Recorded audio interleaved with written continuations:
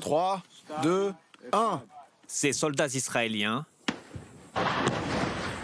se filment dynamitant des bâtiments dans le sud du Liban. Des vidéos d'explosions dans cette zone contrôlée par l'armée israélienne. Nous en avons recueilli plusieurs et nous les avons faites analyser par différents spécialistes. Pour eux, elles sont dues à des explosifs posés et non pas à des frappes.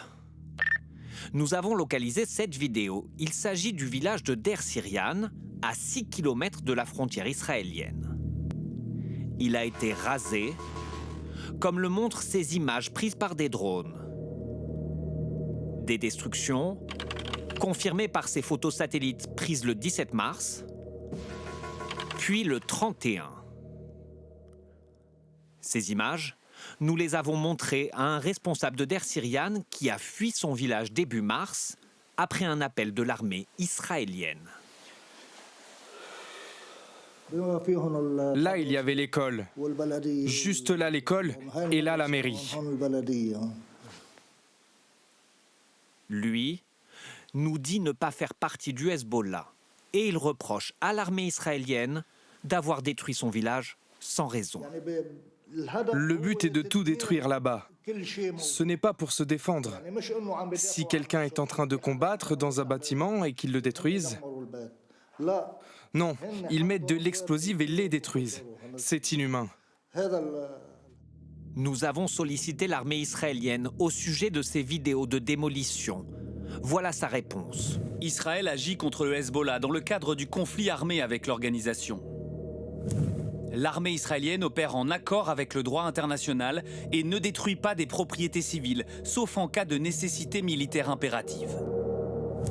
C'est vrai que le sud du Liban est un des fiefs du Hezbollah, mais l'usage répété d'explosifs pose question selon Amnesty International. Le droit humanitaire international dit que les bâtiments civils peuvent être détruits s'il existe une menace imminente. Si un soldat est capable d'entrer et de poser manuellement des explosifs, cela veut dire qu'il n'y a pas de menace imminente pour leur vie. Et donc, ces actions devraient faire l'objet d'une enquête pour crimes de guerre. Surtout, d'après ces images publiées par un journal libanais proche du Hezbollah, l'armée israélienne utiliserait aussi des pelleteuses pour démolir des villages dans le sud du Liban. Ce que semble confirmer cette autre vidéo, publiée, elle, par un journaliste israélien.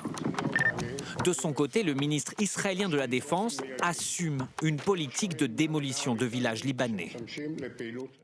Toutes les maisons des villages adjacents à la frontière seront démolies conformément au modèle de Rafah et de Beth Hanoun à Gaza, afin d'éliminer une fois pour toutes les menaces le long de la frontière qui pèsent sur les habitants du Nord.